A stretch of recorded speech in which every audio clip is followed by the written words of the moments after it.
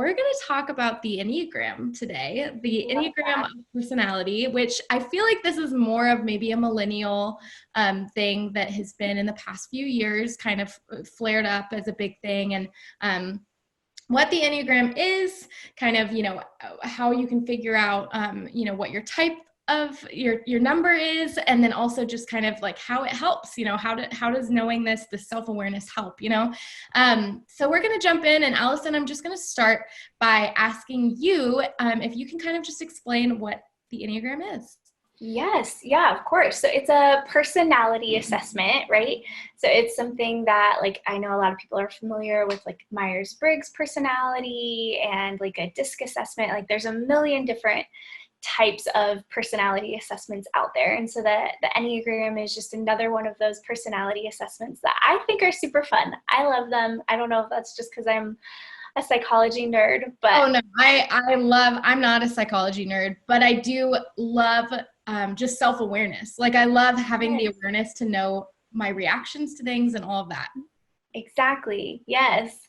So I think what I love about the Enneagram is there's 9 types, and the way that they describe the types is that each type has strengths and weaknesses. And I think a lot of times with some personality assessments, we have a tendency to say, well, this personality type is better than this personality type, or, oh, I hate that I'm this personality type, right? We kind of make judgments about the goodness or badness of each of our bucket that we fall into, right? But the Enneagram, I think, is really, really good at saying, if you're healthy, this is what it looks like to be in that type. Or if you're kind of in the middle, this is what it looks like to be in that type. Or I think that's something that I really appreciate about the Enneagram is it doesn't feel necessarily like you're stuck.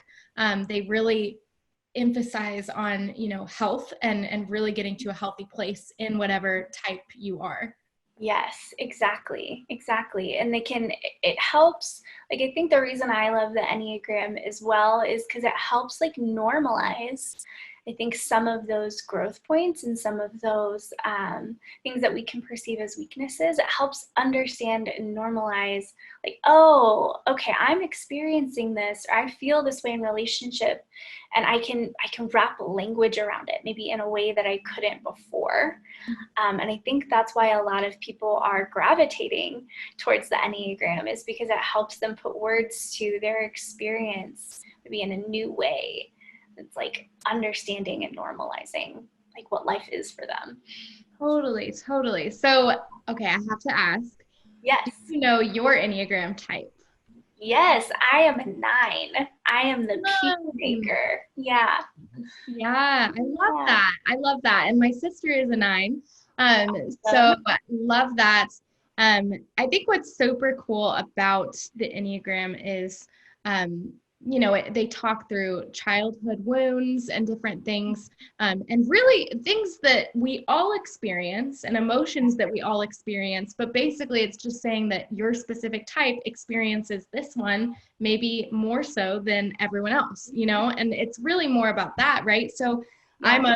I'm a 4 on the Enneagram. Yes. Which is the individualist, or the romantic. It's just the one that's, kind of dramatic, a little more. You just feel things bigger, which is such a beautiful gift. So much bigger. Empathy is 1,000%.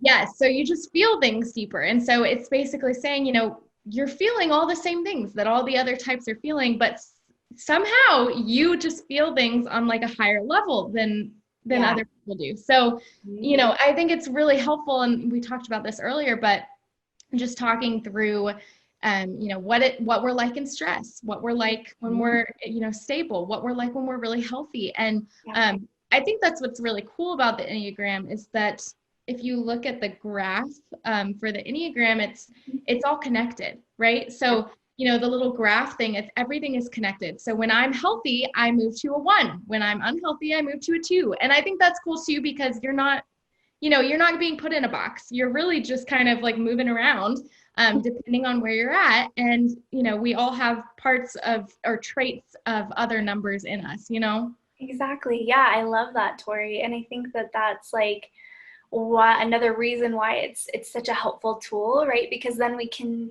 see and appreciate and understand the strengths in other people as well, right? As we can like move around and identify with these different aspects of like how God made us, you know. And I think it's fun to be able to notice that even in others, and it's a great way to like build community and spark conversations. Like I remember when I first learned about the Enneagram, I made my husband take the test, even though that's not quite his cup of tea. He took it to humor me because he's a nice human and I love him dearly. And he, like, it was just really fun sparking that conversation with him, where he could go through and kind of read his result. He was a 5. He's a 5. Mm-hmm. And he, love the 5s. True 5 fashion, was like, I don't like being put in a box, right? Which was funny. But like going through with him and like reading his responses and having him speak to it, like, oh yeah, that definitely fits for me, or no, that completely doesn't, was a really fun connecting conversation between us. You know, just like, what is true, what isn't true for you, you know? Because like I think with all of these personality tests, it's not the end all be all of what's true about us, right? It's a tool to help us grow. It's a tool to help us understand ourselves and other people.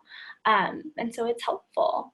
Yeah, I was gonna say, I think when I first started looking at the Enneagram, probably like 2 years ago maybe, I don't even know, but when I figured out, you know, the types of like he was my boyfriend at the time, and you know, family members and stuff, I just was like, oh my gosh, I want to know what everybody's type is and all of this stuff, because I realized that it helped me love people better.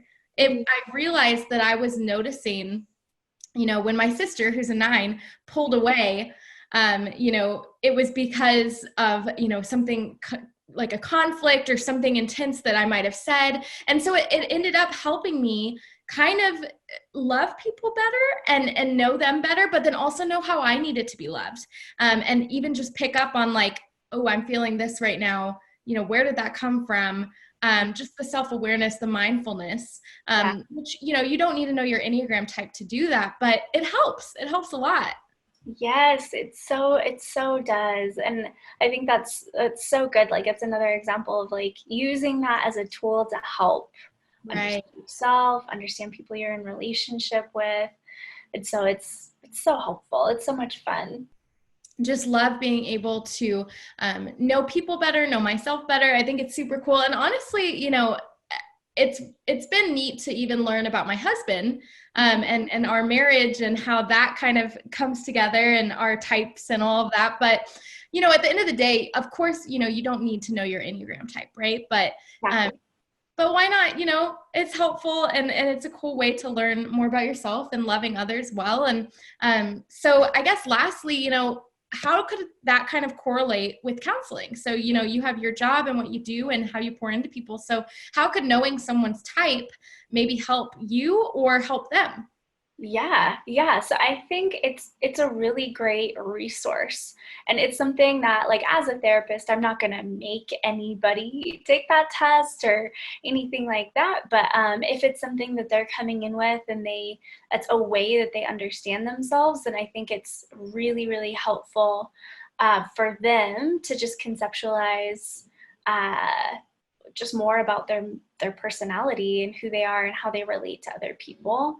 And I think for me too, like knowing the things that I do know about the Enneagram, if someone's coming in saying like, oh, I'm a 2, then it can kind of like put me in a place where I'm more aware of maybe if they're getting into an unhealthy place. It just gives me more data. It gives me more information as a therapist if they come in with that information already. I think that's a cool way to put it, data, you know, like, and obviously, you know, everyone's different, right? So it's not like, you know, someone who is a 2 is going to act like this person who's a 2. We all have different personalities and different hearts and all of that. But, you know, it is cool. It's cool data to be able to know, you know, what this person responds to, or kind of those inner motivations that are really key in the Enneagram. So it is neat. So that's super cool. I love that you are knowledgeable about it because I get excited about it. So talking to a counselor who knows a lot about it is fun for me. Good. Yes. I know. You seem to know quite a bit. Yeah, I'm a bit of an enthusiast. I'm not gonna lie. I've read quite a few books on it. Hey, that's I love awesome. it. I think it's so interesting, and I've seen it in my own life, just kind of how having that awareness in myself has made a difference. Yeah. So I love it.